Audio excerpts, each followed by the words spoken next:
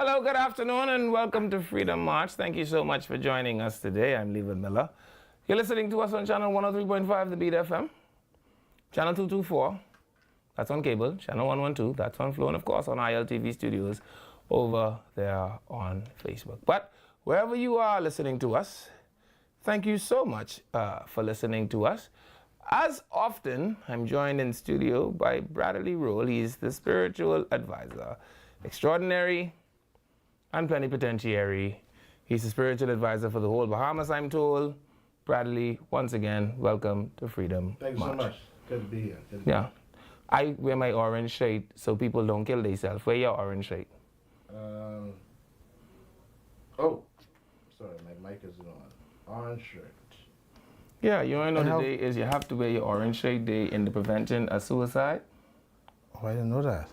Oh boy. Well, I have an orange shirt that I could wear. I want similar to that, as a matter of fact. Yeah, so I put my orange shirt on. You think I just wanted to be like on an Hawaiian vacation? No.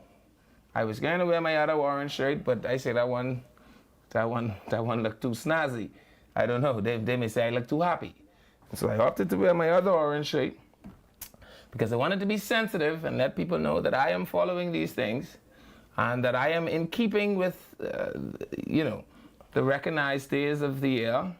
And today is Suicide Awareness Day. I see that the senator is also talking in the news, Bradley, about taking attempted suicides off of the penal code, or out of the penal code. I don't know if I agree with that 100%. Which senator? What is his name? Darren? Hanfield? No. The chairman of the AIC. I'll get his name when we get back off the break. But I see that he's talking about that today in the news. I want to talk about that a little bit. I'm not sure. But I'm also going to talk a little bit about the leader of the opposition today. What was your Wednesday like? Kind of busy. Yeah, I didn't check any news today, unfortunately. But I was kind of busy, really busy. Huh. Well, I went to the barber this morning. Can you tell? Yeah, it's I can see Wednesday. that. It's Wednesday. And if it is Wednesday, I'm going to see my friends at the Island Connect. Island Connect boys. Absolutely. And you know, he had a birthday yesterday. So again, big shout out to my barber Ali, who had a birthday yesterday. He's 32. Can you believe it? When I was 32, I wasn't as old as I was when I was 39. Okay. Yeah. Isn't that fantastic? Yeah, that's interesting. Yeah. And so he's 32. And it's such a wonderful experience every time I go down there. You have to check it out. Everyone should just check it out. If you don't go to Island Connect, I don't know where you just go and why you just go. Well, it's deep. But Island Connect is the place to be. So happy birthday again, Ali. Down there at Island Connect. And, y'all take him gifts. Take him little trinkets. Flood the shop up with, like, little gifts. And that sort of stuff. He's a really good barber. And I want him to enjoy himself.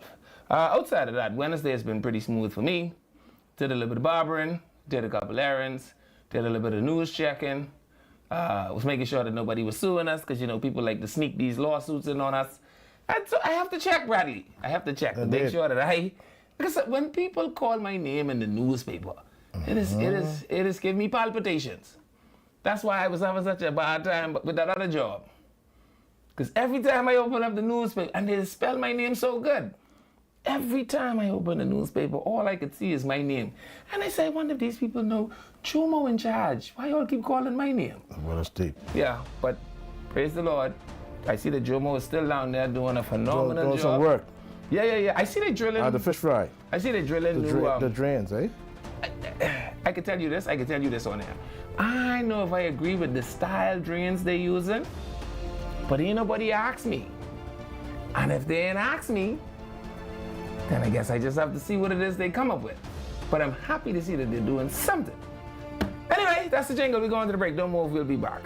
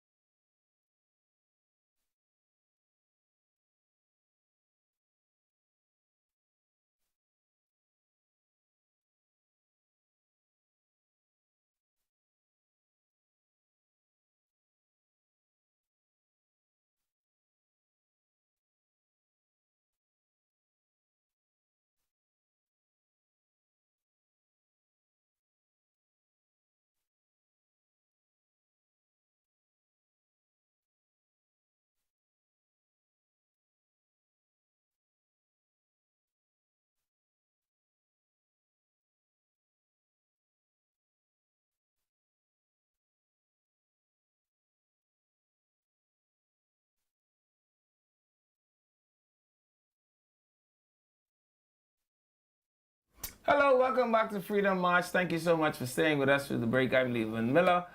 Bradley Roll, the spiritual advisor, extraordinary and plenipotentiary, is with me. And if Bradley is here, then that must mean that Bradley has Holy Scripture. Bradley? Yeah, indeed. Good. We have a very, very short passage today. Very interested. And of course, there are a lot of things we can draw from this, but Paul's charge to the young evangelist Timothy was that he was instructing him that he needed to study. And he says to do your best to present yourself to God as one approved. A worker that does not need to be ashamed, one who correctly handles the word of God. Producer, get me the King James Version to that, the secondary 215. Oh, praise the Lord. Because it's interesting, there are some passages when you read from the King James Version. It is just so much more eloquent. And so rich in its contextual meaning. That is why I don't read these other people. I just read King James. You don't read other versions? All right, so... These new transatlantic version and every kind of version, everybody have a... Just tell me what King James say. Yeah. So the King James Version says a study to show thyself approved unto God, a workman that needed not to be ashamed, rightfully dividing the word of truth. Now, the mere fact that it tells you to rightly divide is a possibility. That someone could wrongly divide. Yeah. You see how powerful that is? Yeah. And it happens a lot of times too. Because if you don't study, apparently you could end up here, there, and everywhere. Like say, for instance, producer, you have those questions that I just want to throw these questions, and you'll see that if you don't carefully study, there'll be the yes or no to these answers.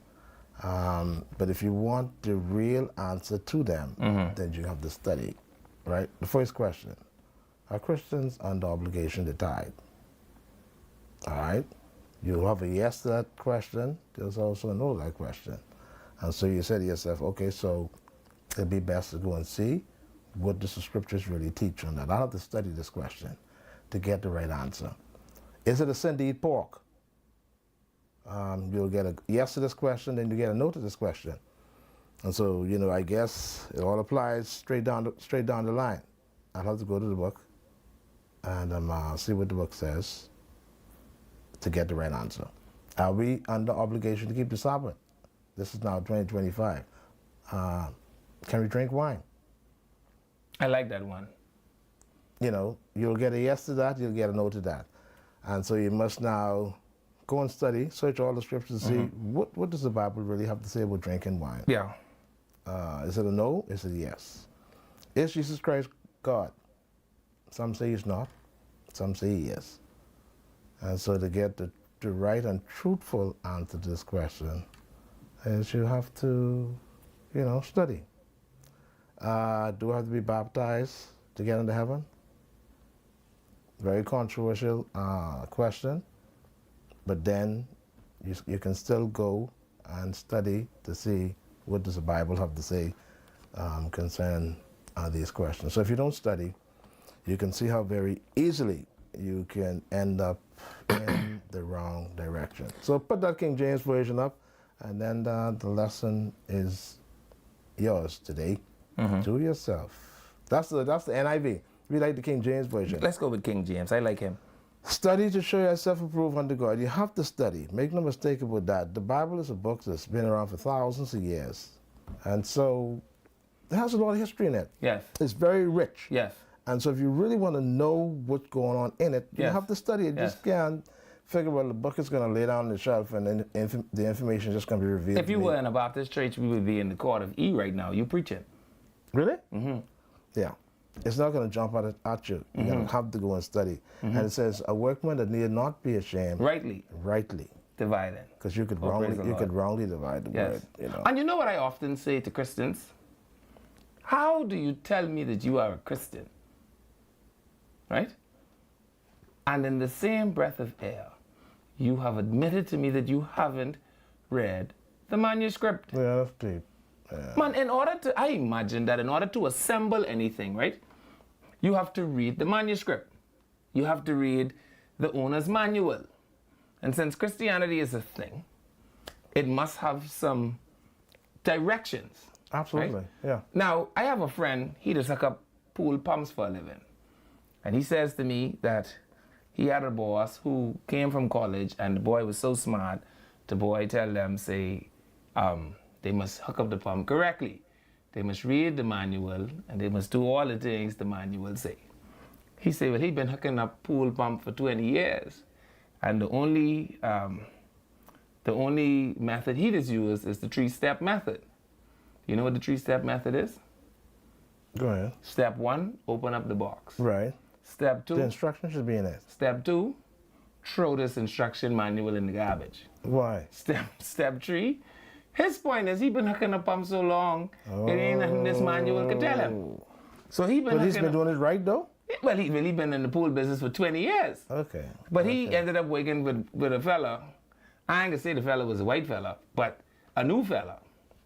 And the fella tell him, say, make sure I read the manual so you can hook up all the things properly. Yeah, you have to read the manual. And he says, well, he been hooking up the pump them with the 3-step method his whole 20 years.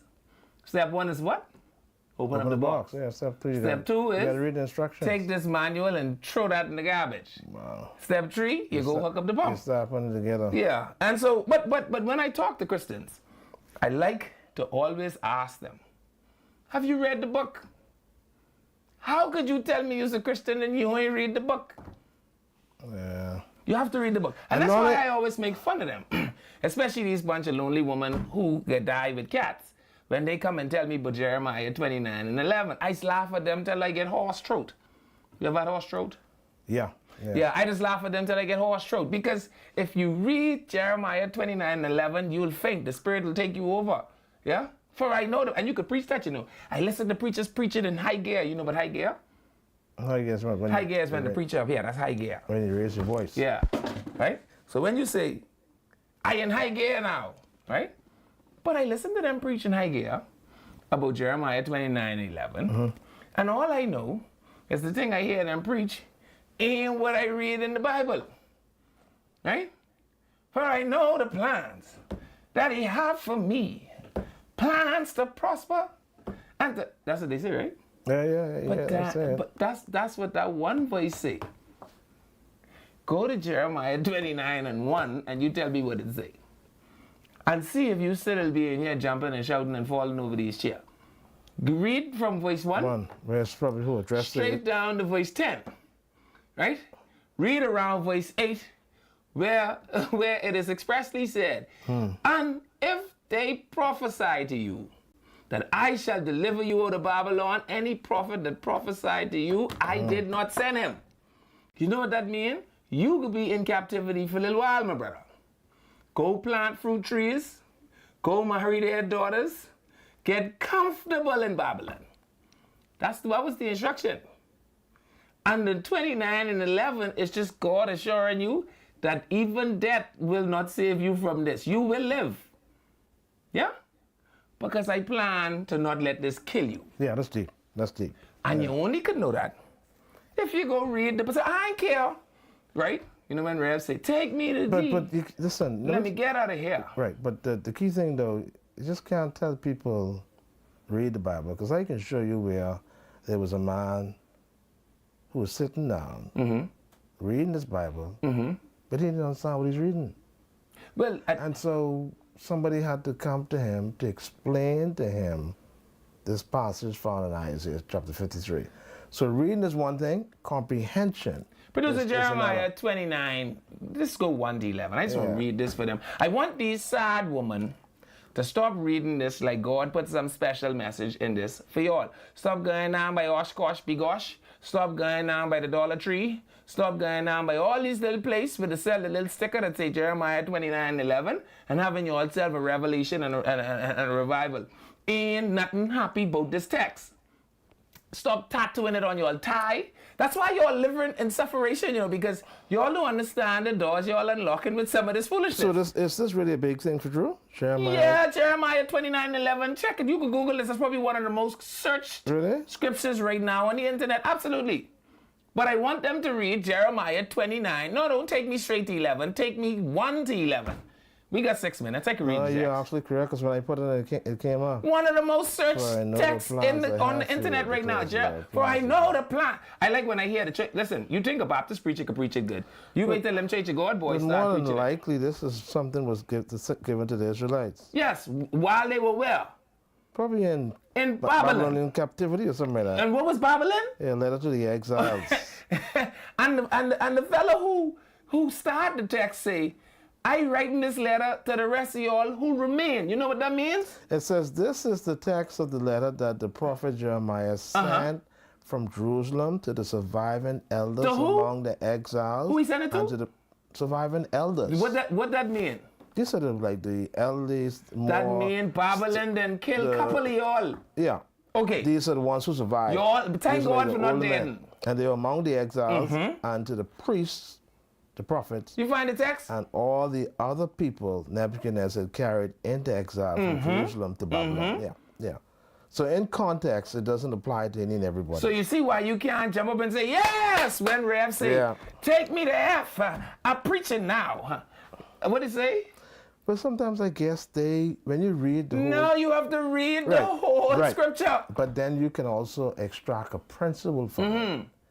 In that, if you ever find yourself in a particular situation, then this is possible what And can you know the happen. Church of God boys is pause when they preach it. For I know Yeah. the plans I have for you. But I understand your point. That then. ain't what that scripture say. I understand. Contextually. Yeah, contextual studying and keeping passages within this context is very You important. got to go read the book. Yeah. And other than that, you could die, you and a cat, alone in a house somewhere, and no one can even know you dead, because it could be you and the cat, and that could be all. And then someone could say, well, I wonder what happened to her. And they can say, we ain't know, but boy, we find the cat. Because, you know, the cat ain't gonna stay there with you when you're dead. The cat can live, right?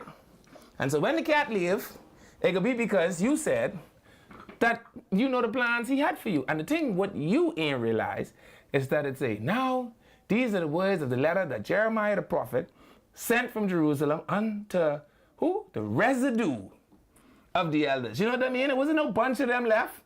Plenty of y'all that done dead. Okay. Which were carried away captives, and to the priests, and to the prophets, and to all the people whom Nebuchadnezzar had carried away captive from Jerusalem to where? Babylon. Let's go. Let's go. After that Jeconiah, the king and the queen, and the eunuchs, the princess of Judah and Jerusalem, and the carpenters and the smiths were departed from Jerusalem by the hand of Eleazar, the son of Shaphan, and Jeremiah, the son of Hilkiah, whom Zedekiah, king of Judah, sent unto Babylon, to Nebuchadnezzar, king of Babylon, saying, let's go. Thus said the Lord of hosts. This is the part I like right here. The God of Israel unto all that are carried away captives, whom I have caused to be carried away from Jerusalem unto Babylon. You hear what that say? I let y'all go on into slavery. Let's continue. Build ye, this is the part I like the most, build ye houses and dwell in them. Plant gardens and eat the fruit of them. Take ye wives and beget sons and daughters, and take wives for your sons, and give your daughters to husbands, that they may bear sons and daughters. You're going too fast, go back. That they may bear sons and daughters, that ye may be increased there. Let's go. And not diminish. You know what that means? Learn to get comfortable in a tight situation, beloved. Plant fruit tree. Fruit tree don't bear fruit overnight, eh?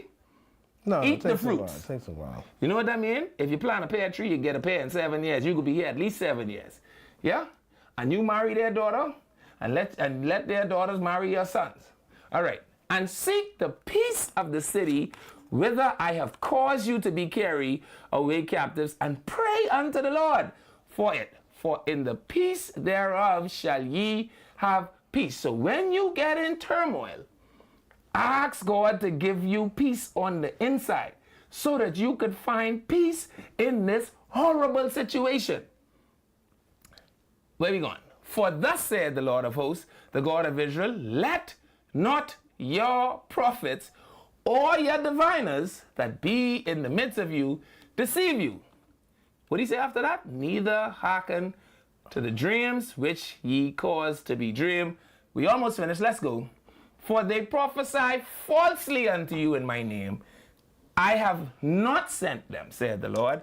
For thus saith the Lord, that after 70 years be accomplished at Babylon, I will visit you and perform my good word towards you in causing you to return to this place. Now this Jeremiah 29:11. You ready? Yeah, For I know the thoughts I have. We understand that. Towards you. Yeah. We get it. We get the message. Yeah. I'm sure everybody So does. when you then suffer in Babylon, I ain't delivering you from that. Babylon could be a place you hate. Let's go back to the full screen. Bring us back. I'm not, and if the prophet tell you, I send him to prophesy. You know how the prophet like come and say, God's bringing you out? He say, you chase him. Because I ain't tell him that. And if the fella come and tell you, I dream we get out of Babylon, you tell him, well, you go throw salt in the fire, because I ain't tell him that either. So to y'all bunch of lonely women with the cats, you know them? Stop sticking these things up on your car. You got it on your back. You got tattoo run down your spine with Jeremiah 29:11. And since you like scripture so much, you should go read Leviticus about that tattoo anyway, right? You got T-shaped Jeremiah 20. Oshkosh Bigosh them make so much money off of this little Jeremiah 29:11. And it is because, like the Apostle Paul say, you all have itching ears. But there's still a principle in it, though. I mean, you can still extract. You know, principle there. You can still extract something from it. It can't be a principle essay because it's a promise. Yeah. And the promise was, I ain't gonna let you dead. You can come with a Babylon, you know, if you don't dead. That's what that scripture say. Okay. I know that it is my will. We get it. We get it. Nah. You got it? I. You want me to say it in the quarter F? No, it ain't my issue. I mean, I always knew that these are things that you really need to understand when it comes to the Bible. You tell the people read the Bible. I try. No, I didn't say read. I say you have to study it. There's a difference. You can pick it up and read it anytime you want. You have to at least read it. What did you get from it? So when Rev say, and I know the plans I have for you, plans to prosper you. Tell Rev, sit down, because I trying as hard as I could to don't dead in Babylon, Rev. Take me to our next text. I want to hear this one. That's the jingle. We get into the break. Yeah. All right, we get into the break. Don't move. Don't let Rev preach that to you Sunday and get rid of them cats. Not for my sake, but for Christ's sake. And we'll be back after this break.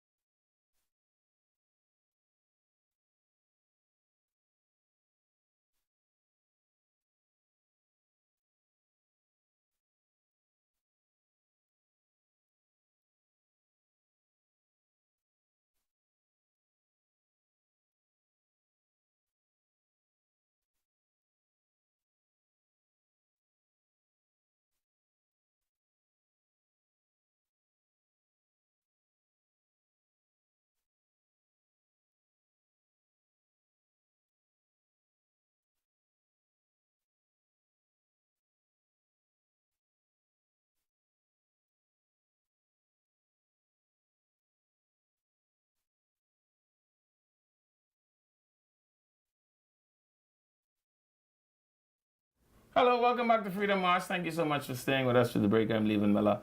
You're listening to us on 103.5 The Beat FM, channel 224 on cable, channel 112 on Flow, and of course ILTV Studios over on Facebook.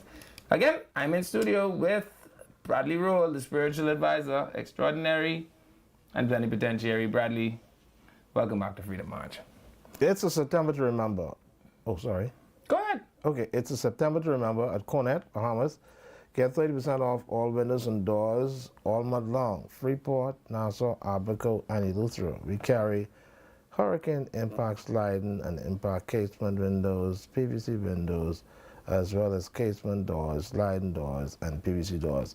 If you're upgrading for style or preparing for hurricane season, take advantage of our biggest savings of the season only at Cornet Bahamas. Cornet Bahamas, dream, design, and deliver.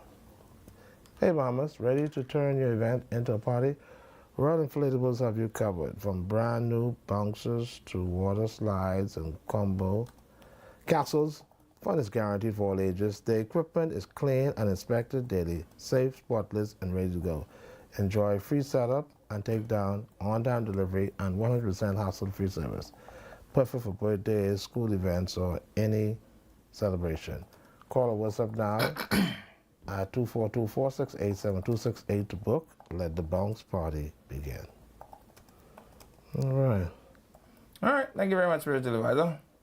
Okay. And so I saw a video circulating, spiritual advisor, with the now leader of opposition, once Minister of Agriculture, once Minister of Culture, and of course you know who that is. Yeah, Thomas Campbell. No, Michael Pintard. Oh, former. Okay. Yes. You saw a video? Yeah, circulating in social media. What is he doing? Talking about his accomplishments as the Minister of Agriculture, right? And I guess he doesn't remember what all he did as Minister of Agriculture, because the thing that he talked about online, I don't know what the value of it would be, but ChatGPT considers him pretty decorated as Minister of Agriculture.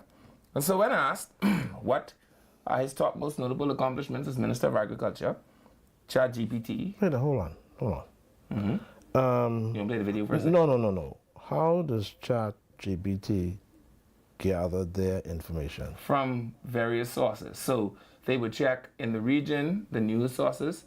They would check his Facebook page, his LinkedIn page. They would check tags of him on people's IG and other social media platforms. So how do they know this information is true? Well, when they give you the information, you should go verify it. But what it is it is an unbiased source of information. And who is ChatGPT? The little green man on the internet. Okay. You know, like how Soft Fans has let the little green man talk to her, and you don't know who that is. But he's telling her all kind of crazy things, like how you ain't tell her she look pretty today, or how you ain't tell her she look good today because she been to the gym 2 days back to back and drink a Coke soda after she leave the gym every day. But because you didn't tell her that, baby, you working all day. The little green man tell her things like you don't love her. Although you pay the bills, although you just make sure, help her with the children, although you make sure her car had tires on it, you know? Could be the devil. The little green man. Remember the Jetsons? Remember on the Jetsons? The Jetsons had the little green man that used to talk to George? Okay. Yeah, so I feel like it's the same thing. And you remember every time Jane Jetson get mad, the little green man used to disappear? Okay. Same concept applies. All right? Okay. So, anyway, ChatGPT is my digital little green man. Because I don't know who this is, but I know they just have all the answers I asked, right? Mm-hmm. So ChatGPT says he did Agro Village, Smart Farms Tutorial Project, the revival of the dormant agricultural project, mandated local food procurement, and that's the one he's talking about in the video, which I want to talk about. Government spending on local producers. Pintard pushed for the government to spend 75% of every dollar on local food. So 3 and 4 is the same thing.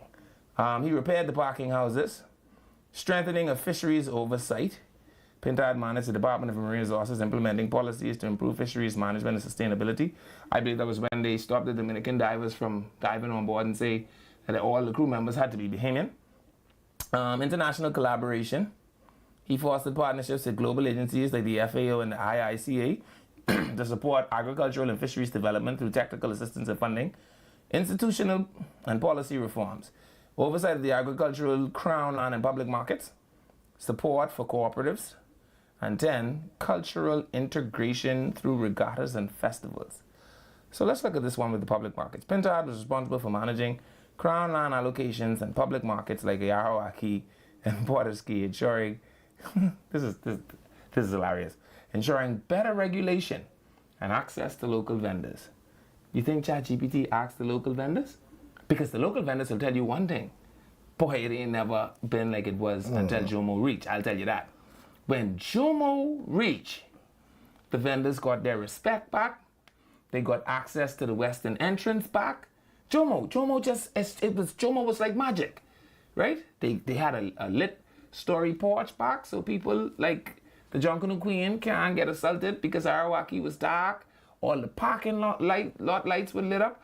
Jomo was phenomenal, right? So I know if ChatGPT checked with the vendors. Jomo even gave the vendors fire hydrant. You remember that? Oh yeah, I think we saw it. Yeah, so ChatGPT say while Michael Pintard was responsible for Porterski and Arawaki, that he ensured that he improved the regulations, better regulation and access for local vendors. I hear Chat. Let's go to the clip with Michael Pintard, who talks about his accomplishments as the Minister of Agriculture, because I want to talk about why I don't think that's a good policy. Producer? We have it? All right, he's working on our clip. We can get to our clip. This is a recent clip, right? Yeah. He's mirroring Dr. Minnis and talking to a camera while he's in the barbershop. You remember the first place we saw that? Dr. Minnis. Okay. Yeah. Okay. Yeah. But remember, they also stole my thing with the fire truck. So I'm not impressed that they stealing things from Dr. Minnis now. That's how they do things. Okay. Yeah, they lack originality and creativity. And so Michael Pintard, in a barbershop interview, can we find it? Was talking to somebody that was asking him some questions about his accomplishments as Minister of Agriculture. So let's go a little further into our ChatGPT while we look for the clip. How long was Michael Pintard Minister of Agriculture?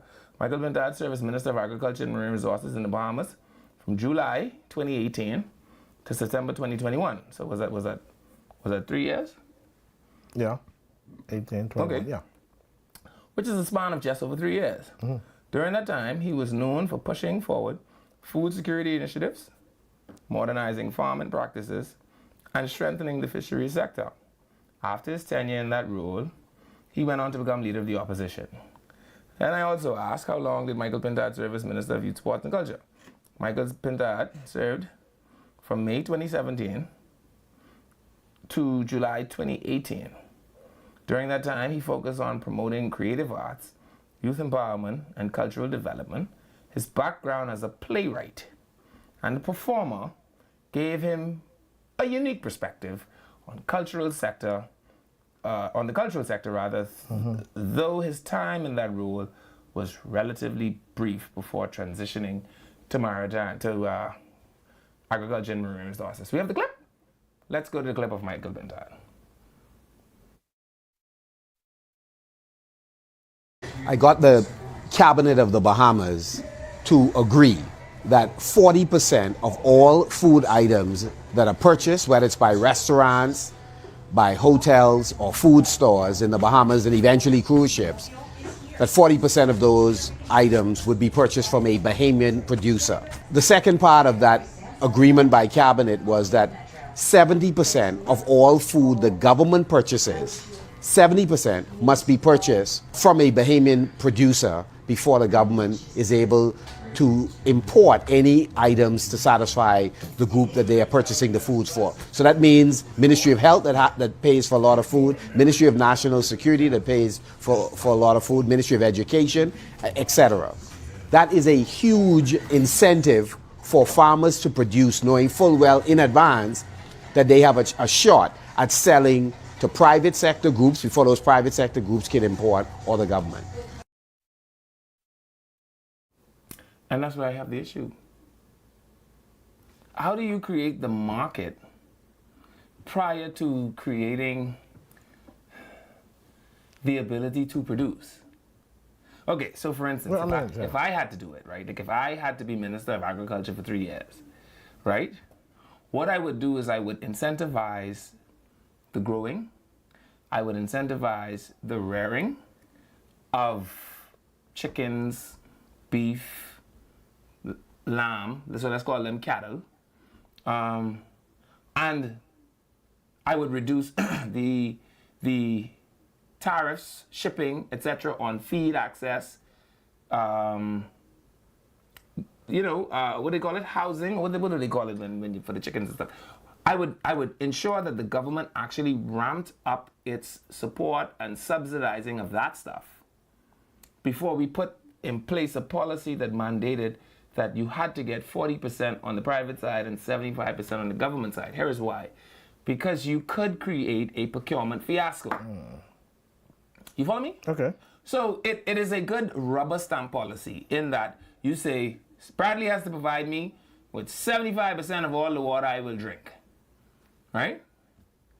But Bradley is a small water depot that only have 5 gallon waters and 10 1-gallon water and 2 case a liter water.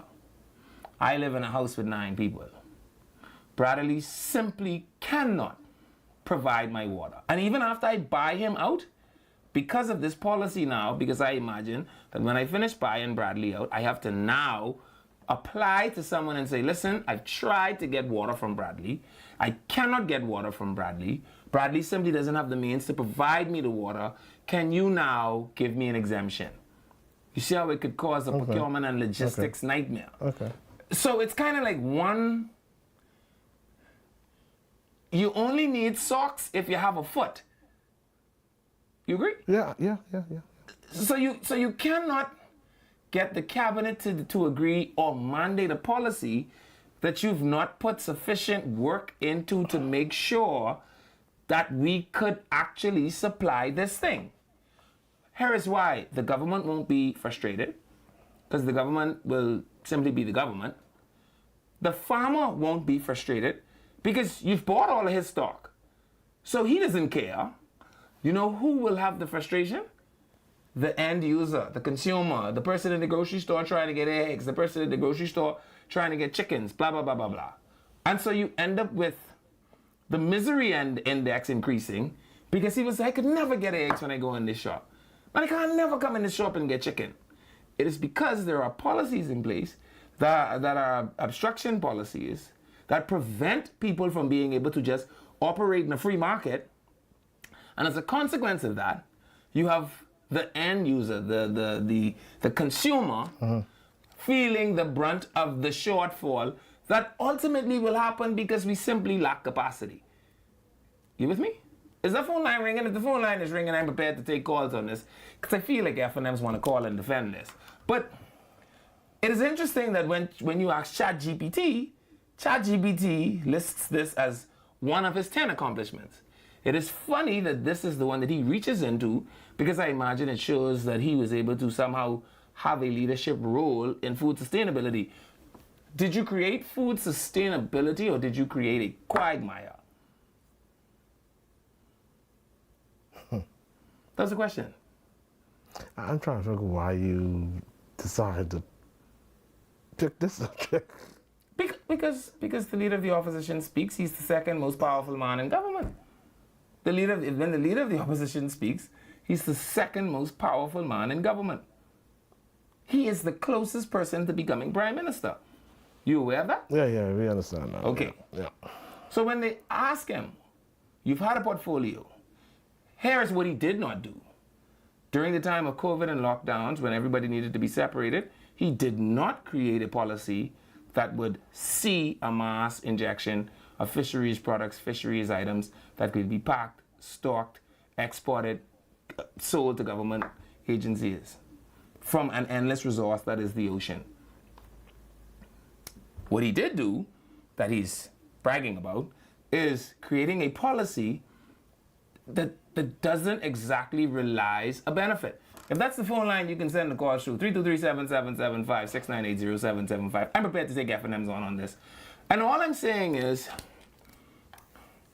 as we consider things going towards election, Bradley, are we just going to let politicians talk? Or are we going to flesh out what it is that they say to make sure that they aren't just talking. So you're talking about what? All politicians or just some? All politicians, all politicians. All politicians. But I would hope people would do that. I don't think that we do. I think that we permit politicians. They should. Other than that, we just electing people who... We having a popularity competition. Year after year after year. It's the same thing. And so I don't feel any differently about...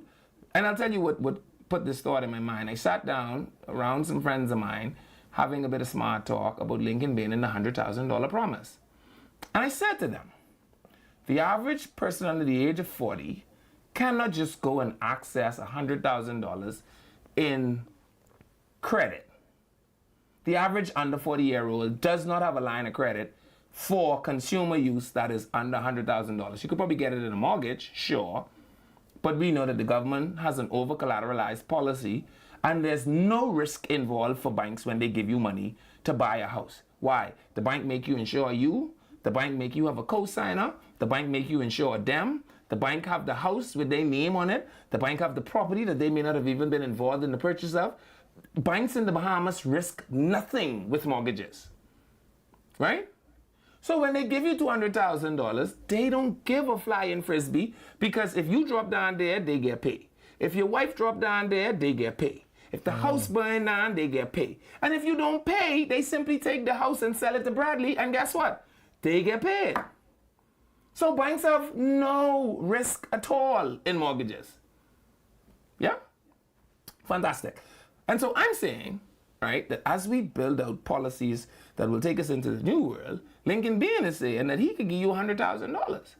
And so the question became, as a person with a business mind, an entrepreneurial spirit, I hear people around here calling themselves serial entrepreneurs. That sounds like business failure to me, but I'm going to let you all continue saying that, right? Because people that are serious about being entrepreneurs are just serious about investing in the business that they're in. They don't have 9 businesses that no one could touch and then say there's a serial entrepreneur. That don't make sense to me, right? Sebastian Bastian is a serial entrepreneur. He has 5 or 6 businesses that you could rest your hands on. If you have 9 businesses that you can't show me nothing about, you're not a serial entrepreneur. What you sound like is somebody that's not found their footing in business yet and quite possibly are failing. You agree? Good stuff. And so I'm saying, or the question was, well, if Lincoln gives me $100,000, how many times would he need to do that? Because I would only need him to give me $100,000 once. I feel like I would be perfectly fine after that. You're talking about $100,000 unattached to any debt, unattached to any payback policy, unattached to any, what do you call it when the government gives you an in-service award and you have to pay the time, money back with your time? Whatever that legal word is, right? If Lincoln Bain did that for me, I would let him give away my $100,000 for the rest of my life because I wouldn't need it. And so the question then becomes... So Lincoln is just selling the dream then? I'm saying to you, he's selling a policy that sounds good if you say it. We are going to use our natural resources to give every Bahamian $100,000. If you say it, it sounds nice. When you actually calculate that, if every Bahamian gets $100,000, no one go weed no yard around here. No one go wait for the garbage truck around here. Ain't nobody washing no car around here. No one go paint no house around here. So is he also saying that we are going to mass import immigrants? Because that's the only other way this plan could work. Think about this. What's it called? Give me a second. You and Jeremy. It's called a grant? That's what it's called when they give it to you. What is it called when you have to pay it back with your time? Right? And they don't call it a grant. They call it an in-service award. That's what I know it to be called. Right? Imagine you and Jeremy. You know Jeremy? No. Jeremy, the singing sensation on Shirley Street. Jeremy? Probably where do you live? Who is Jeremy? I don't have to know who Jeremy is. Jeremy, the singing sensation on Shirley Street. I don't know who that person is. Producer, you know Jeremy, the singing sensation on... Only Bradley one don't know who Jeremy is. Who is Jeremy? The singing sensation on Shirley Street. This person is sing? And dance and gyrate his body if you like. You mean that... That Bahamian? Because according to Lincoln's plan, hold on. Because according to Lincoln's plan, Bradley, you will get $100,000, but so will Jeremy. You see where the problem will come in? Let's see, bond. What is a bond? I think that's what they call it. You are bonded. So let's just say you got your $100,000 unbonded. What do you imagine that would do for the country? Okay. You just can't have a bunch of people with $100,000 running around the place and they get a new $100,000 every year. Because who will drive the Bahamian economy? Right. It certainly won't be Bahamians. And so I thought about this plan that Michael Pintard says that he led or championed through the cabinet of the Bahamas as Minister of Agriculture. And I think that what he has done, I'm happy. I don't think it's ever really worked. Because ultimately what that would do is create a procurement quagmire. You follow the point? Okay. So, the farmer wouldn't be upset because the farmer would have all his chickens sold. The hotel wouldn't be upset because the hotel simply buy Bradley 10 chicken because Bradley only have 10 chicken. The hotel would also not be upset because the hotel have resources that could go outside the country. Me on the consumer end though, right? I chicken price can go up for me because when all the fellas start bringing their chicken from out of town and they know the local producers don't have no chicken because the big people buy all because they simply didn't have the resources to supply the need, now they could just kill me with inflation. That is a procurement nightmare in my view. Okay. Let's see. What are we looking When for? the government sends you money that you pay back over time, it's generally called a loan or grant that may It's not a need to grant. be repaid. As if you pay the money back with money. Specific terms can vary, but it's essentially a form of lending or financial. Yes, but when the government allows you to go to school and pay you your salary, that's not a grant. It's a bond? We got a call? We got a call. Let's Let's take take a the call. call. Hello, caller. Welcome to Freedom March. Don't you ask ChatGPT? Hello, caller. Welcome to Freedom March. Yeah, good afternoon, Mr. Milan, Ms. Supervisor. Uh-huh. Yeah, I'm watching your show, but let me give my little input about it. You have 39 representatives in this country, right? Mm-hmm. And what I would like to see you all do is to open the lines to the people who these representatives are representing and get a whole idea of how they feel and think about their representative. Right. Then you'll have a clear picture how the election would be. At least let them give an input how they feel about their representatives. And if you do that each day, you'll be surprised to know how people think about their representatives. Let me ask you a question, Carlo. What's your constituency? I'm in Yamoussoukro. And how do you feel about your representative? Yeah, Mr. Lightbourne. How do you feel about Mr. Lightburn? What do you think about his representation? I think he's doing a pretty good job. Okay. Why? You ask me why? What makes you Well, think that's what a representative is all about. He walks through his constituency, and at least he sees whether there are potholes in the road, whether it needs lighting or fire hydrants and all of these things. Or the parks are being kept and all that. And if you come on Yamoussoukro right now, you see every day they're collecting garbage. I don't know where the people are bringing it from, but right there where Stokes had his old house on the seashore there, on you the go curb. there every day. They're collecting garbage So you and feel cleaning up the constituency. right. So you feel that generally, representative is meeting the needs of the constituents. Yes. Okay. Okay. Interesting. But we do, from time to time, ask people how they feel. As a matter of fact, if you remember here on Freedom March, you may not remember, I don't know if you listen every day, but here on Freedom March, we've said, if you find your MP in your community doing something, take a picture, send a picture to 323-7775 and call it, I spot my MP, right? Because this is a Well, I time think when MPs have to be on the ground. But I think Mr. Lightbourne is doing a wonderful job. But when you go into Fox Hill, you ever been into Fox Hill? I've been, a matter of fact, I go into Fox Hill every Wednesday because I go to Island Connect where Ali the barber keeps my hair looking like this. But you see how bad those roads are? Where in Fox Hill? And flooding?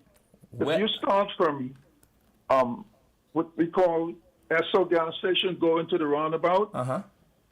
and even Burnett Road and St. Anne's, Mm-hmm. those roads hasn't been paved for how many years? Since you never 15 years? paved them, mate. No. Didn't they just pave that whole Burnett Road corridor? I think maybe a year and a half into the last administration, No, right sir. before COVID. You must be remember, talking about a different Fox Hill. Listen, remember the Fox Hill big roads cotton are some tree. of the worst roads in the country. Listen, remember the big cotton tree used to protrude into the road right before the curb, before you get to what the name of the Anglican church is. Which street? You're talking about Burnett Road. Burnett Road, yes. Oh, that's some. Oh boy. Burnett Road and the road going to St. Anne's. You see how bad those roads are? And then Fox Hill coming from Esso coming to the roundabout? Yeah. You're talking about Foxdale Road. Anyway, we're going to the break. We're going to take that advice. I think we do it already. Yeah, I think you should, instead of just wasting up 2 hours just talking. Now you can't say I wasted 2 hours. Other than that, I have to take out my whistle and go like this. Because it's my show. You can't say I wasted 2 hours. I blow my whistle on him again before we go. We'll be right back here on Freedom.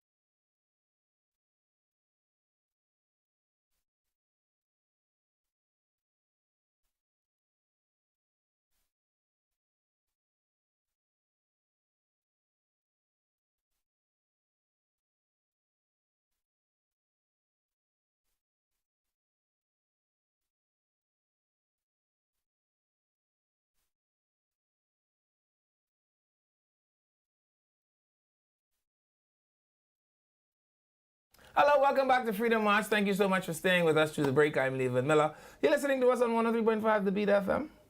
Channel 224, that's on cable. Channel 112, that's on Flow. And of course, ILTV Studios over on Facebook. But wherever you're listening, thank you so much for listening.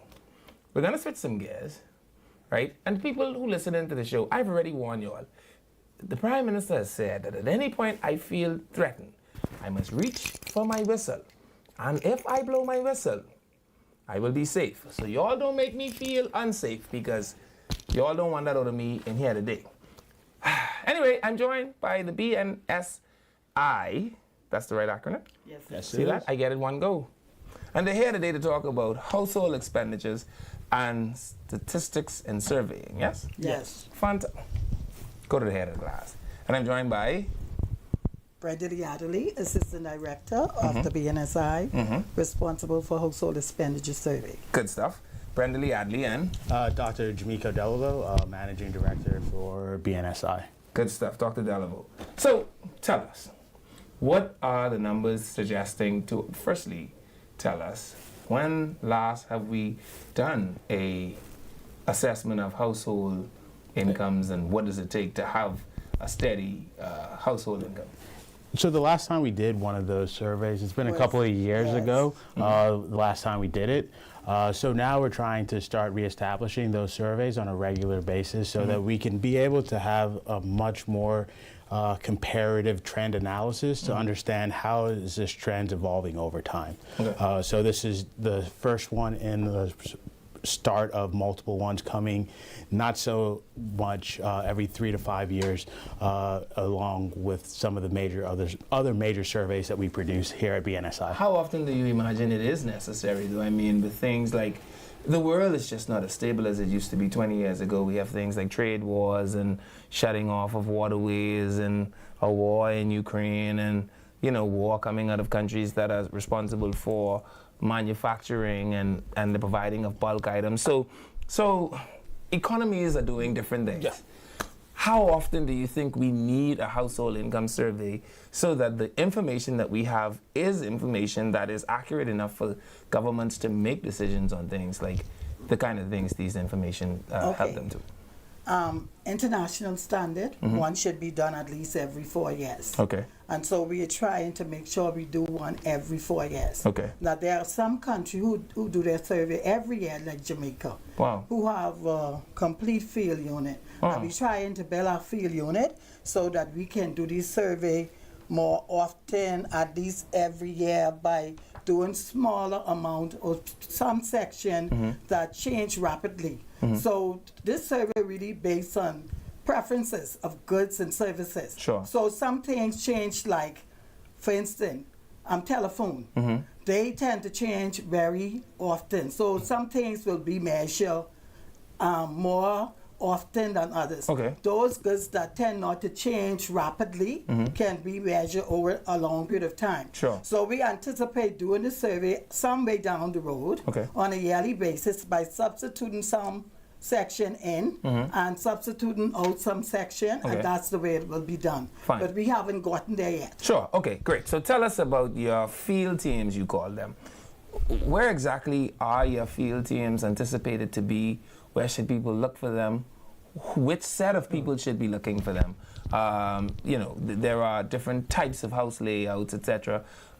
There's a lot of multi-family living areas. There's some areas that are all single-family areas. Which of the areas are your teams most likely to target at the early? Well, first of all, is surveys, which mean we don't target every household. Okay. But throughout New Providence or throughout the country, all supervisory district, and by saying supervisory district, you know, we're talking about the political boundary figure. You know it like that.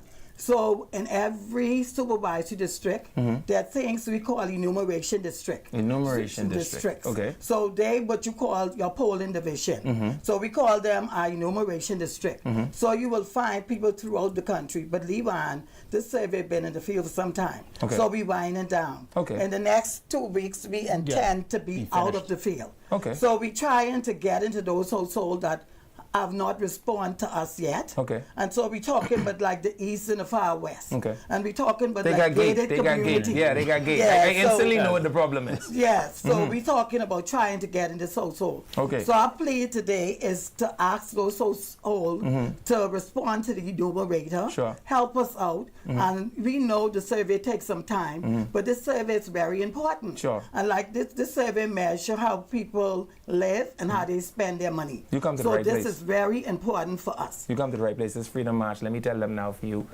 People, zoom the camera in on me. People with gate. Open up your gate for the enumerating team to come. And what's wrong with y'all? If they can't enumerate, the government can't get information. If the government can't get information, the government can't create good policy. If the government can't create good policy, y'all can say they ain't performing. And so when the team, how much people is come? They come, each person is assigned to household, and When y'all see the one person come with the jacket on and say they is an enumerator, man, not for my sake, but for Christ's sake, open up the gate and talk to the enumerator that can't kill you all. See how I told them? Now they have to do I it. appreciate that. Yeah.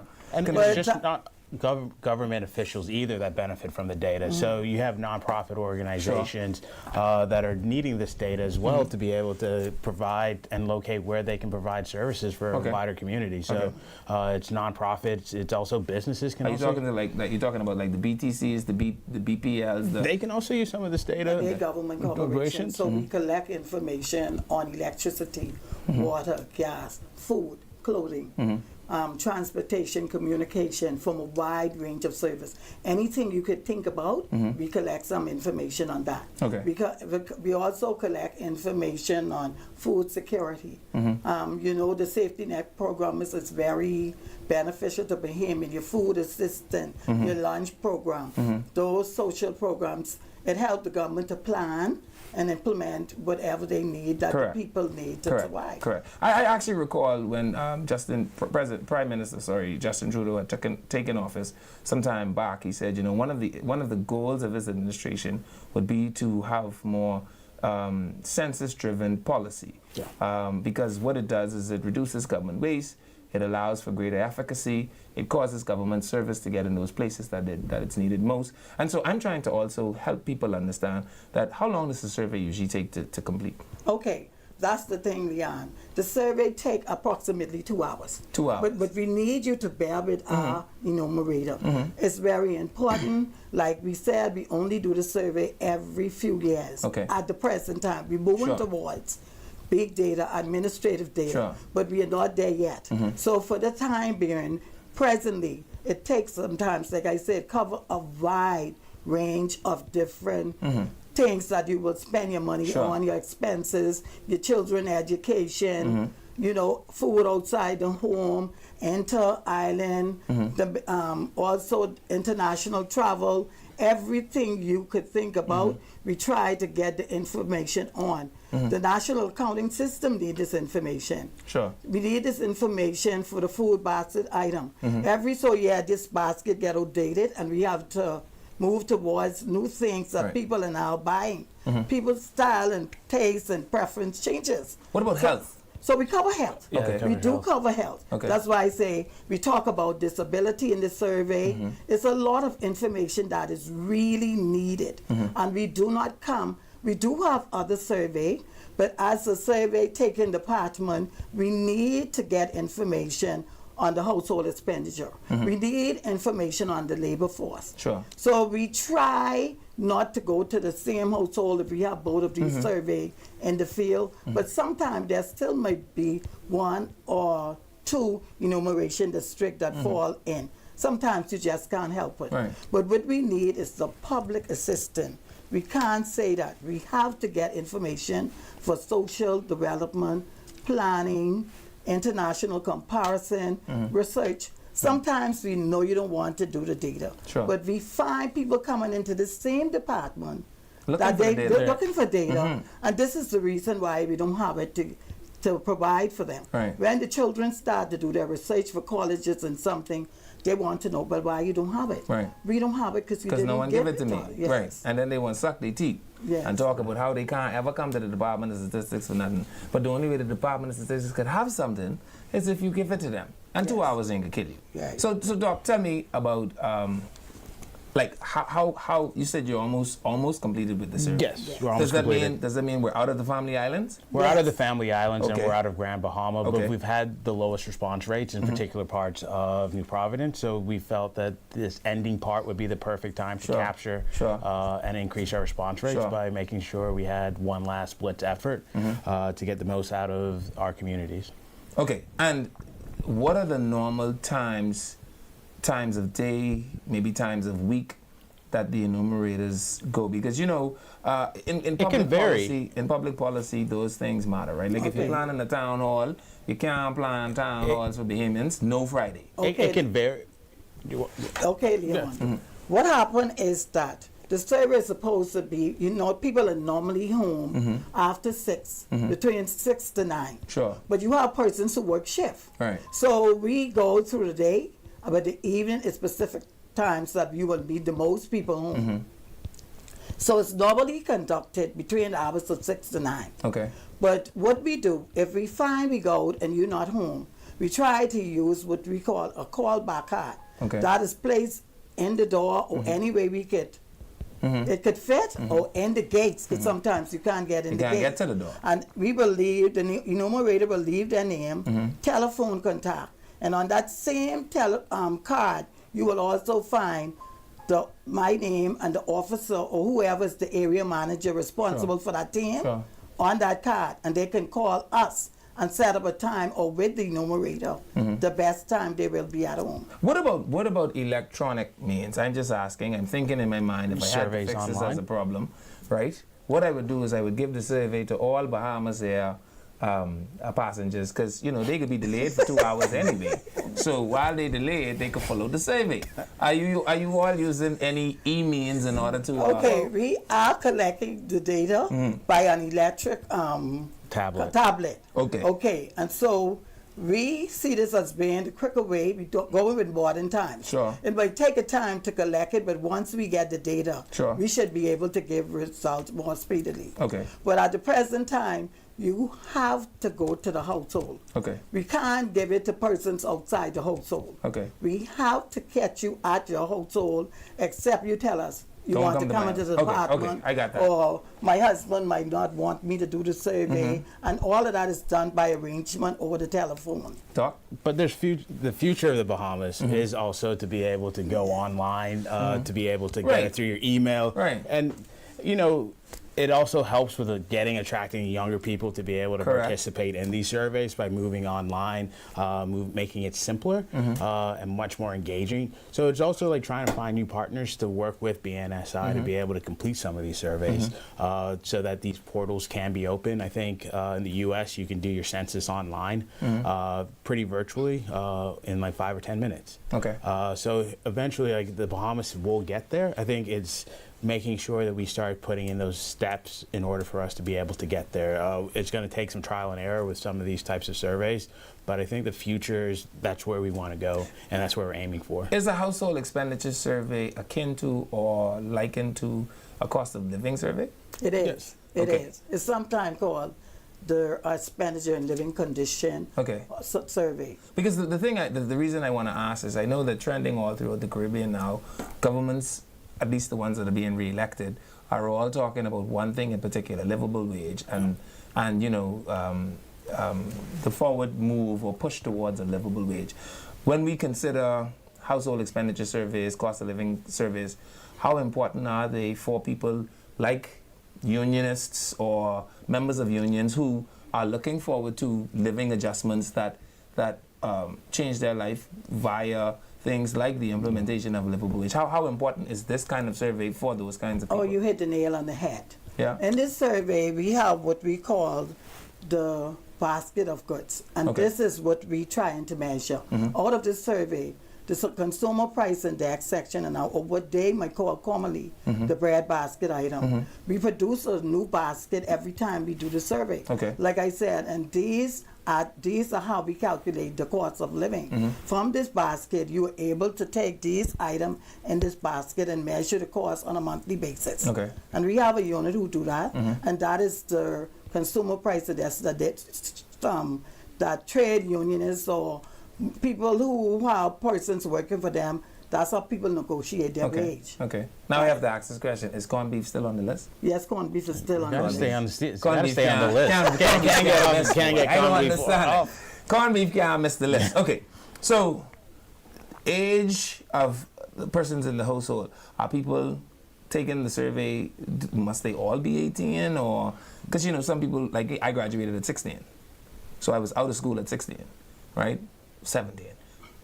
Can people who aren't exactly 18 yet take the survey, or is it age restricted? Okay, the survey, the mandatory age, we allow persons in the Bahamas, the parking boy and those, they can work from age 15. Sure. So if you're 15 years or older, we will ask you question. Okay. But if you under 15, question are asked of all persons in the household. Okay. But anyone under 15, their questions are answered by their parent. Okay. So the parent will answer their question, and you know why? Because of equality. Right. So we can't ask kids information. So we have to go to their parents to ask them questions. But everyone in the household participate in the household expenditure. You have the young people under 5 who have to buy. You have to buy milk for them. They have school fee paid for them. They have an health insurance paid for them. So that is part of expenditure. Sure. So everyone, the question is asked of everyone. The only reason I asked, I tell you, I'm trying to help you all figure out how to get the numbers up, right? Because I feel like you could give this. I know some wonderful social studies teachers. And if all you need is 17-year-olds, we could just give it to them as a school project. No, it's a scientific. It is scientific. But I like where you're headed, because I believe that in order to get a future census, a future labor force, a future household expenditure survey out and have it be impactful, we have to start going through K through 12 students and getting them more involved, because they're going to put and apply the pressure to their parents in order for the parents to want to take the survey. That's what I'm trying to tell you. Turn it into a course week. So what you do, right?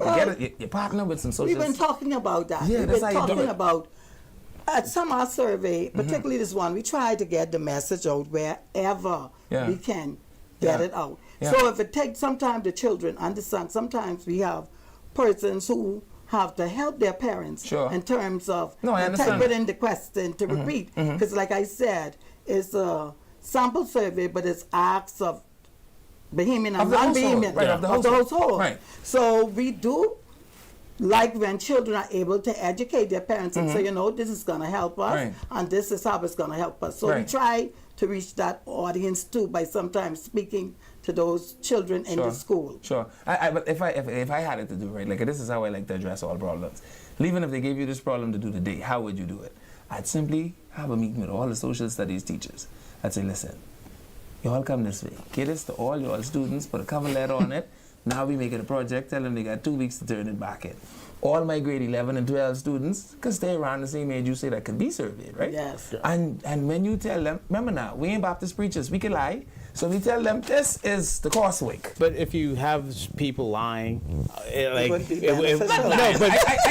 I just lie. No, I'm talking about us getting them into doing the survey, right? Because if you say, it's a survey for the Department of Statistics, they can say, we ain't doing that. If you say, look at this wonderful coursework in social studies that you have to complete with a deadline of 1 week, everybody can do it. But Levan, what I want to stress today to the public, all information collected by the Department of Statistics is confidential. Okay. We have a Statistics Act of 21, which state that you're liable if you repeat anything you hear in the household. So we swear in it's punished by a fine or imprisonment. Wow. The new act speak to, I don't want to tell you the amount, but it started 15,000. But we try to build a relationship with household, right? We're trying to build a relationship so we can come back and once we have a relationship, people will answer more readily. We don't try to take that line, but we do have an act. Sure. We have an act in place. Yeah. I just want you to know that. See why y'all we do can't have make an me the act. statistics commissioner? Because I telling you right now, all the children in grade 11 is getting this for social studies. All the children in grade 12 is getting this for social studies. I might even meet with some Sunday school teachers. Everybody gets statistics for homework for the next 2 weeks. And when y'all come back, let me see what all y'all mommy them write on these paper. That's what I would do. But, I'm very happy that you all are here, though, because I think Bahamians do not take information seriously enough, right? Like you said, I think it is always fascinating to me when I hear people say, I'm ex-defense force.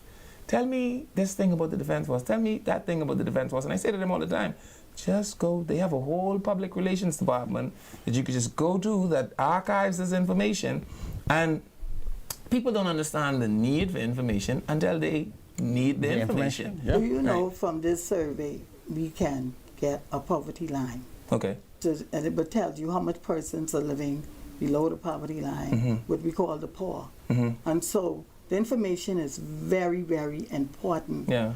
You know, I used to be scared to know them things because I may be underneath the line. I'm very afraid. Next thing you know, I under the line. Now we got to bring the line down a little bit for me.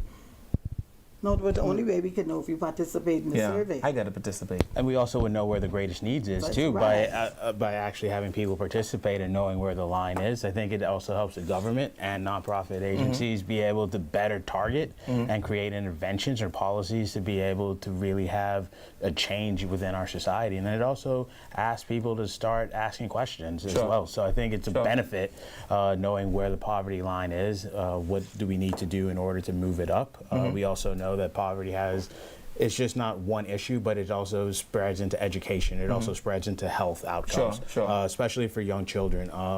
They have the ability to have the long arm of childhood, the effects of their childhood youth be spread out throughout the course of their lives. So being able to help students be able to get food, to be able to get into medical care earlier, that's really beneficial. And knowing where the poverty line is and knowing the benefits that the government can produce for individuals is really important. It is. And I think that this household expenditure survey is really a useful tool in being able for us to know where we can apply policy to better the Bahamian populace. Now, you talked about something that is near and dear to me. You talked about access to transportation.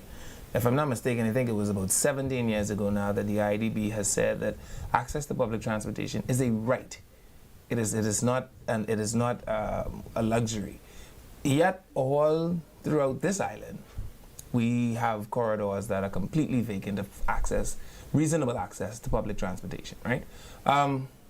Surveys like this one, do they assist in any way with helping shape those kinds of policy information? You know, where do people need to be, the times they need to be there, etc.? I will say yes, Okay. because we do ask information, where do you catch the bus and what is the cost for busing, and if it's asked throughout the survey over different supervisory districts, then it gives a good indication where these people are who need bus transportation. So yes, the survey will give some information, some data on that kind of information. Okay, so people don't have to worry about their information being leaked, because if you leak information, you go into jail. Yes. Okay, and if you don't go to jail, we can fine you, but we may fine you, and then you might still go to jail. Yes. Okay, that's fantastic. So your information is confidential. Right.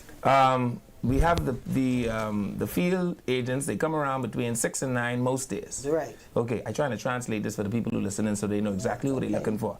So they between 6 and 9. Is it one or is it two of them? They move as a team or as a unit? So there are a group of enumerators who are all in the field at the same time. Okay. But because of the timeline and the detail of the survey, we only have an enumerator who goes into each household that is selected. Now what happens, each enumerator or group of enumerator has what you will call a supervisor. Okay. And then over the supervisor is an area manager. Okay. So if there's conflict or anything that goes wrong in the field or at the household, you will have the supervisor going into the homes with the enumerator. Sure. And then if that gets out of their hand, then you will have an area manager who now take away over the case. And that person is normally a Department of Statistics staff. Okay, good stuff.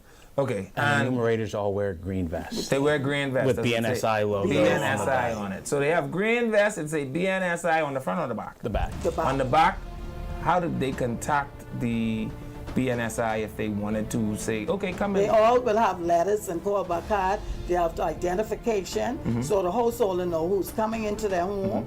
They must see the identification, that must be shown. If it's not shown, householder, you have a right to ask for the identification. Okay, all right, well, we want to thank them for coming. Thank you for coming to Freedom March. Thank you for having us. Don't move, we've got more show on the next side of the break. We'll be back.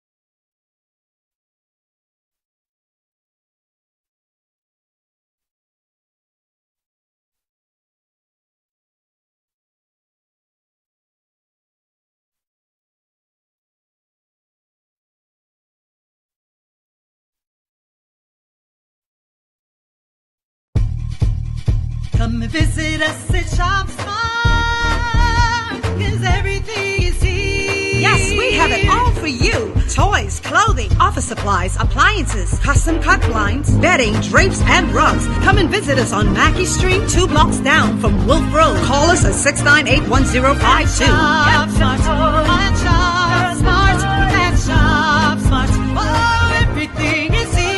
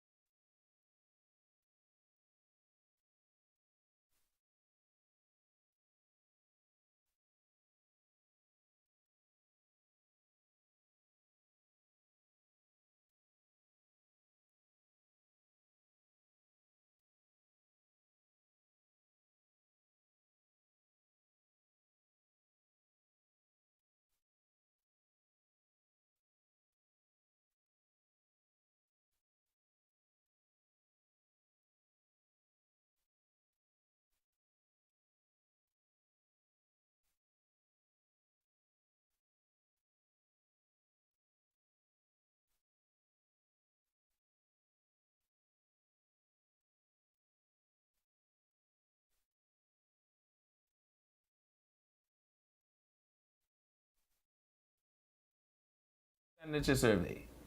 What you just pay on light bill? What you just pay for milk? What you just pay for cat food? Do you have a cat? All right. Yeah. Let me just say this to them. Where are they from? The BNSI. It's expensive in Bahamas. Point blank. Yeah. I don't know how the average Bahamian actually can afford to live in this country, but everything is expensive. And the government seem not to want to do anything to make it easier for Bahamians to live in this paradise. Well, All right? even though they reduced the VAT. It's still expensive. Everything's You just said expensive. The government ain't doing nothing. It doesn't help.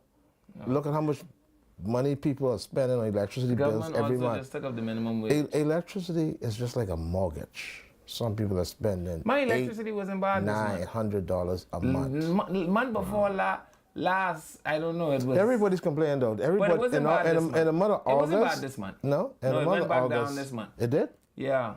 Must see, because Pike them gone, eh? Could somebody from the Ministry of Energy tell me where Pike gone? Because I hear the truck them gone to Mexico, and I know if we have no BPL station or pole there, but I see y'all still got one bunch of pole right here laying down on the ground, and I hear all the Pike truck them gone back to Mexico. I don't know, Jobette, you want to help me out with that a little bit? Because I don't have to make up my own story, and you know that wherever information is lacking, what happens? You're there, Jay. You get. My imagination runs wild. Yeah. In the absence of information, I get to imagine. Yeah, you guess. And so I imagine that all of the trucks was caught up in the rapture, and now ain't no more truck, and soon directly, you know when that is? You don't know when soon directly is. Soon directly, all us gonna be living in the dark because it ain't no truck to put up the new pole them, and the new pole gonna put stress on the old pole, and soon directly, after the first soon directly, the old pole them gonna break, and then people ain't gonna have no light, and because we ain't gonna have no truck to put the pole back up, because all the truck goes caught up in the rapture. You see what could happen if you leave me to imagine? Yeah. So just come out All kind of crazy things could happen. and tell us where the truck them gone, so I ain't have to guess. Because if I have to guess, boy, guess what? All right, let's go to Bird Dish, Bradley. Yeah.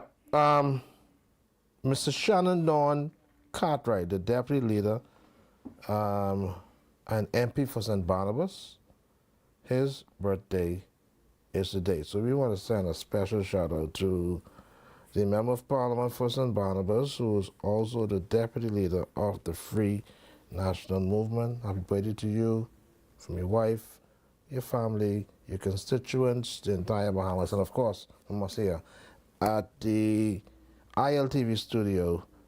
Freedom March. Okay, so happy birthday, honorable member. Darlene Sumner. Happy birthday to Darlene Sumner. It's coming from your husband Edison, Avery, your sister Delvera, your brothers Kent, and all of your family and friends, especially your cousin Tracy. Enjoy this special day. Marilyn Monroe. Happy birthday to Marilyn Monroe in Topham Bay, Lutheran, who celebrated 83 years from your husband Martin, your daughter Dawn, 3 sons, grandchildren, family, and friends, especially your girls Tika and Shelley. They love you. Happy birthday to Marilyn Monroe. Now, producer, you have a video where they're saying that yesterday when we talked about that roundabout where that Flamingo is, that somebody's actually starting to do work on the roundabout I tell already. them this Freedom March. We don't play around. Yeah, producer, show us that video, please, so we can see exactly what is being done at that roundabout. I guess they apparently called out Bahama, and they're probably very much ashamed. And all of a sudden, you could see the whole Flamingo. And not only that, they look like they're taking up some of the sword. Yes, they are. They're taking up some of the sword. They're probably going to put conch shell. I wonder, you know what they're going to do? No. Let me tell you. If I knew Let me that, tell I'd you. play the power ball. Let me tell you what I think is happening. You know that roundabout that's directly in the front of the entrance of Bahama? What you notice about that? That is directly in front of Bahama. What's around it? Conch shells. Right. So what that is, it's low maintenance. So what they're going to probably do is take the sword out of that roundabout and replace it with conch shell, so you don't have to spend too much time maintaining it. I mean, it makes sense. But you know they have they have a whole garden in them that is manicured, a whole front of the Bahama Strip every day. Yeah. Okay. But it's expensive. They have a big hefty bill every month. This paying one that landscape roundabout company. could put Bahama in liquidation, you say? No, I'm not saying that. Okay. But what they're Oh, boy. probably going to do is make it as less expensive as possible to maintain. And when you check on the economics, I mean, it is what it is. That's what people do. Okay. All right. Yeah. We still talking about Michael Bendad, or you want to go to the phone line? No, let's go to the phone lines. You don't like to talk about Michael Bendad? That's not important now. Is Michael Bendad nothing to talk about? I'm not saying that. What are you saying? I don't know if we should spend more time on that. You don't know if we should spend more time talking about the You leader of the know opposition? what I find be interesting that we didn't address? That was very, very important to all Bahamians. The incident yesterday in Long Island where a 63-year-old woman That was yesterday or day before yesterday? whenever it was. The Whisperer got to give you the right date. It was day before yesterday. Okay, so the date doesn't matter. But what we know did happen was not supposed to happen. That this person was placed on the back of a truck because there was not an ambulance available. Didn't we talk to about that take it. yesterday? No, we didn't. We did. Toby mentioned it right here yesterday while he was on the show. He did? But we Yes. didn't talk about it, eh? Did we? We did. All right, so we talked about it, folks. All right? But Whisperer, you have to send better intel to Bradley, yeah. man. So if we- you all did we want go into Bradley to detail? attack me, you all gonna have to Nah, send nah. Bradley better information. Don't listen to that. This is no attack on him. Let's take a phone call. 323-777-5698. Hello, caller. Levan Miller, President accounted for, sir. Bradley Rule, no appearance, Yeah. no appearance Listen, last night don't- at the house of the Lord. Yeah. Oh, yeah. Lord. Okay, now Don't go to Brother phone. Rule. Hold on. Give me a second. Yes, sir. Where was the house of the Lord? What? Where was The house of the Lord, I call all the house of the Lord. But that's not true. What's the difference the house of the Lord and the house of Church of God? No, the house of the Lord is not the building. Oh, praise the Yeah. God is not dwelling Okay, in but you're buildings. supposed to meet me at the building. Pardon me? You're supposed to meet me at the building Yeah, last I'm night. sorry, but something happened right at the end of the show. Not a okay, not a problem. I take your Turn me apology. off, man. That was on the You emergency. remind me a little bit now, Malachi Lundy, no vote. Yeah. But let me say this, Levan. Yeah. I wanted to touch on this thing with Long Island. You know, Long Island people, I can talk slow, please, because I want some people to hear me. Long Island people are some of the most industrious Bahamian people in the Bahamas.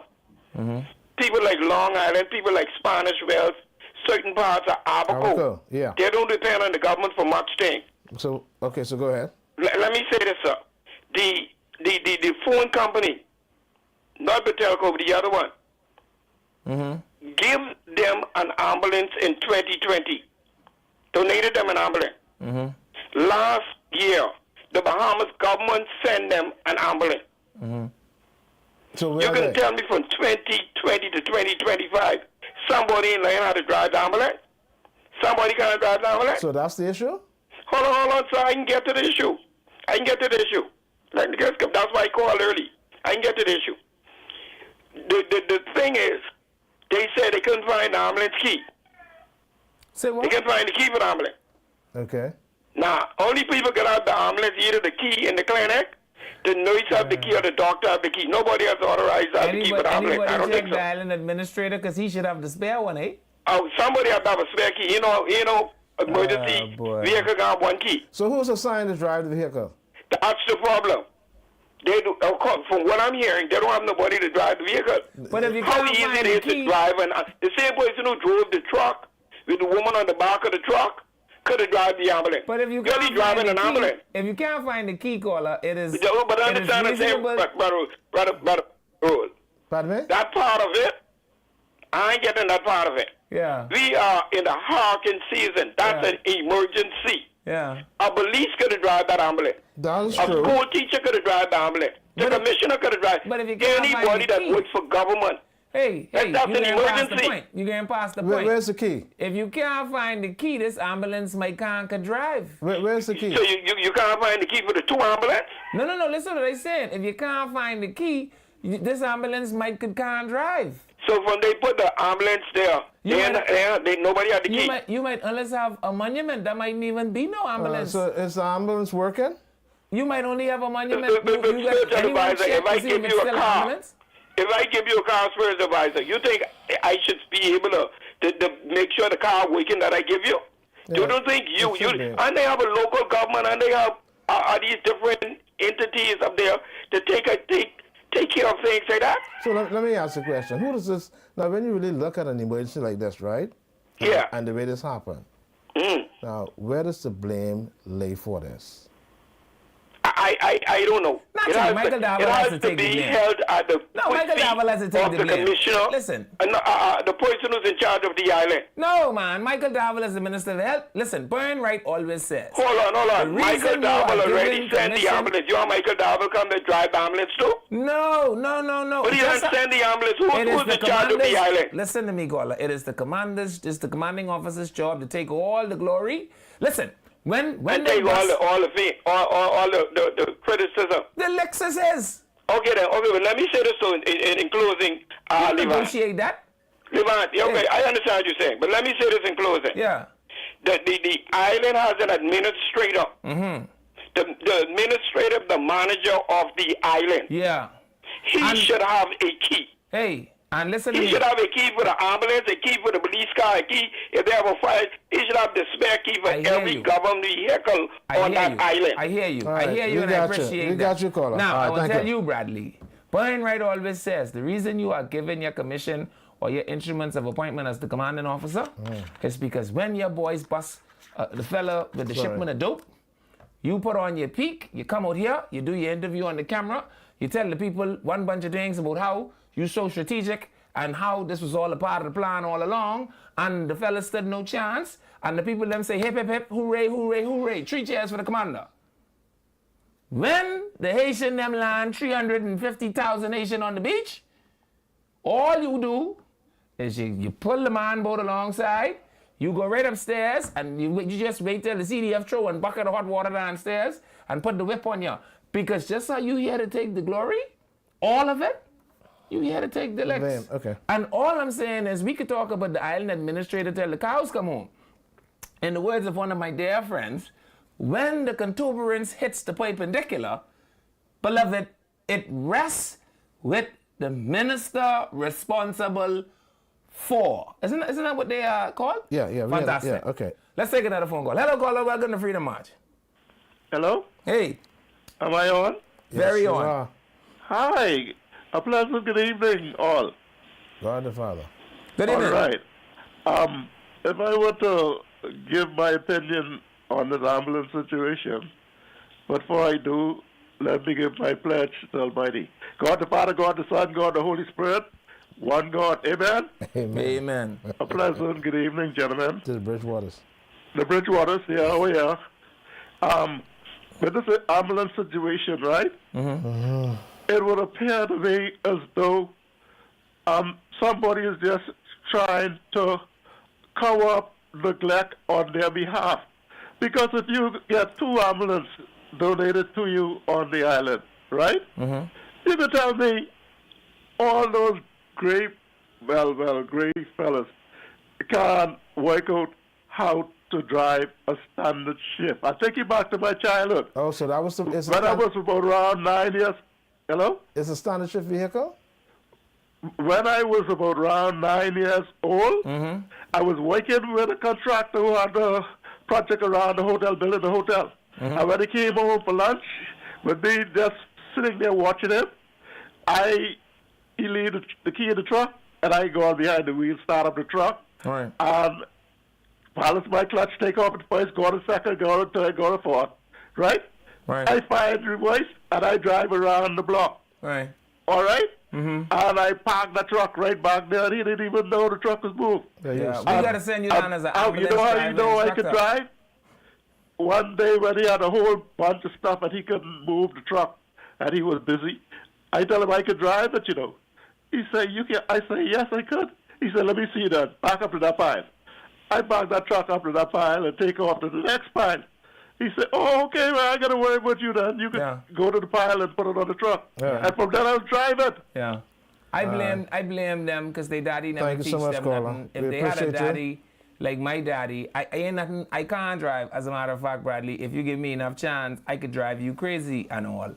If you think I can't drive. Let's take another call. Hello, caller. Welcome to Freedom March. Leron. Hey, what'd you say, Peter? I just got to say, Peter. Yeah. Spiritual advisor. Good afternoon. Good afternoon to you, too.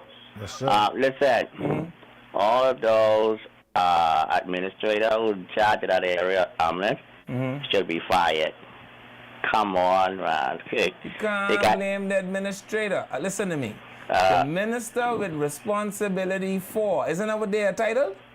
Yeah, you want him to go. You want him to go Long Island and drive the ambulance? I want him to make sure that when he put policy in place, you know, people always tell me that I think everywhere is the defense force, right? You know the thing I love about the defense force? The defense force don't leave no room for your imagination. The defense force tell you where you could be, who all could be there, what you all could be wearing, what direction you all could be standing in, who could be doing what the fella next to him could be doing, which car we could be using, how fast we could drive it. And all I'm saying to you is that's how come militaries is last and become august. Because we ain't leaving no space for you to have no thought. Just do what the policies say. Leron, the minister meet the policy in place. The minister meet local government in place. What is local government responsibility? Their responsibility is to take care of your business, and that one of those businesses is the ambulance. Make sure they wake in, fire department, make sure they wake in, and make sure that lady had ambulance. It's sad. Come on. What we have local government for? I'm praying for local government for new problems. So the local government learn how to break right? down on their job. But I don't want to be insensitive, so I hope that the woman was actually able to get medical attention. Yes, really. But I'm saying to you, Peter, that we could blame the island administrator until the cows come home. The buck stops at whomever has the responsibility. And the responsibility for health care, I care. When he ran to be a member of parliament, he didn't know that he was going to be a cabinet minister for Archipelago. But he's not so. I care. You ain't say nothing I care about yet. So when the people blow away in Abaco and we blame Menace, where Menace was? Every night, hold on, every night Pookie them kill up one another. Menace locked me down. I couldn't see where Menace was. He locked me down. How are you gonna all I'm saying to you is I don't care about proximity or geography. I care, Peter, about a policy. So now that you all then put the people on the back of the truck, figure out how to make sure nobody else have to go on the back of no truck. Don't tell me nothing else. Now here's why I agree with you. Make sure now it's a learning lesson. Special advisors give these learning lessons on every time you open up the show. The learning lesson is this: have a copy of the key and make sure the ambulance waken and are available. Not only that, Punky, make sure people are trained and know how to drive standard shift. We didn't fix that problem. I fixed that. Peter, we gotta go. I didn't fix that problem for you all last week. I didn't tell you all. Michael Davel, stand right up by the Marathon Mall. You know where it is. It's the big pink building I think the government should buy and turn into either the court complex or government services, right? Stand right there and just flag down the first set of speeding 15 AUC and say, come here, boy, how much you drive this bus for a week? When he tell you, you ain't gonna believe it's such a minimal amount. You can say, man, we could pay you that every 3 days. And then when he decide he ain't gonna drive 15A bus no more because he's sick of the police giving him ticket for stupid things like stopping in a non-bus stop area, although y'all wouldn't put up a single bus stop on this island nowhere. He could come drive the ambulance for y'all. And then you put him in the driver's seat and we make him an emergency evacuation vehicle maneuvering specialist. Right? You hear that name? What it is? An emergency evacuation vehicle maneuvering specialist. That's his new job title. And then you put one EMT to go with him, and now you all could save life. Let's take another phone call. Hello, caller. Welcome to Freedom March. But you can't tell me the minister was in Nassau. That doesn't mean nothing. Spiritual advisor. Hey. Man, listen to me. The Minister of Health, he's totally responsible for that. Yeah. Totally. I mean, 2 ambulances parked in the front of a what? I wouldn't say hospital, but a clinic. Mm-hmm. That means those ambulances, they're just for show, just to say that that is a clinic. Yeah. Do you know what kind of condition those ambulances are in? No, I don't know the condition, right? But whether they're new or old, they should have somebody that will drive those ambulances. Yeah. That means when you come on for duty, right, at the clinic, you just looking at 2 ambulances parked up all day, not moving, no one cleaning it down or whatever, or to make sure the service. Yeah, it doesn't make sense. Those ambulances are for people. Or for monument. Emergencies. Or for monument. Or for monument, like he said. And the thing is, that lady had to be transported on the back of a truck. Also bought a plane. Come to Nassau. If the minister isn't fired, he should pay the bill for that woman. That's all I have to say on that. Thank you, caller. Well, it was Bob Marley, if I'm not mistaken, that made the great quote. You know Bob's great quote? So many of them. Which one you thought was great? No woman, no cry. Okay, I can give you that one.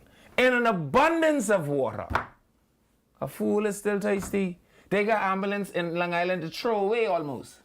People still got to come on the back of the truck. Just right, good policy that I had to do it. Right, good policy. So when you find a gap, what you do? You get a bunch of smart fellas in your ministry. You put all them in one room. You call this the room with the smart fellas in it. And then you say, hey, room full of smart fellas, how to ensure nobody else in Long Island have to ride on the back of a truck. We already got 2 ambulances. Give us a policy. And see what they come up with, man. Hello, let's take another phone call. Hello, caller. Welcome to Freedom March. Mr. Lord, good afternoon, Mr. Miller. Hey, Antoine. Antoine, yeah. Good afternoon, Spiritual. What's going on, Antoine? Right on, man, and good afternoon to the nation. You got 2 minutes. Listen, yeah, I only need a couple of seconds, as a matter of fact. Listen, I don't want to have the nation crying out when the minister back traces what exactly took place. Granted, yes, he has responsibility as the minister, right? But when the minister backtracks and traces where the downfall happened and hold the person accountable for failure to execute their duties or being negligent in executing their duties, and the minister takes the necessary action, I don't hear the people crying out against the minister. Now, Antoine, I got one thing I want to say to you on that. Yes, sir. In the next 9 days, right? This baby going to primary school almost. Okay. The victory of the PLP. This baby got so much teeth in his mouth, he could eat one of them steak Bradley like to buy when he take the soft hands out. Right? This baby got all the teeth. Right. Antoine, you can't use this excuse past the next 9 days. So you might as well call this show every day for the next 7 days and use that same excuse because this is your last week that you can get away with that. Hey, Mr. Little. Hey. Leland. Hey. Dr. Dabble, He's an excellent Minister of Health. He's a Well, tell progressive him thinker. don't let people have to ride on the back of truck And in Long Island. I agree with you wholeheartedly.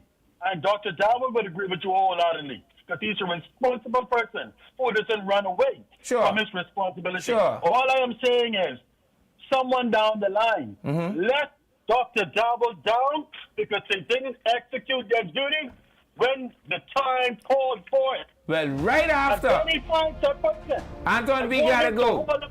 But right after Michael Darville walked to the Philip Davis office, see, this is how it is.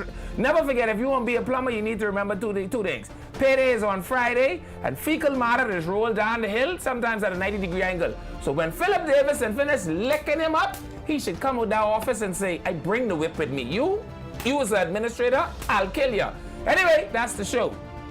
This Freedom March. We'll see you again tomorrow. If it's the Lord's will, we'll be back.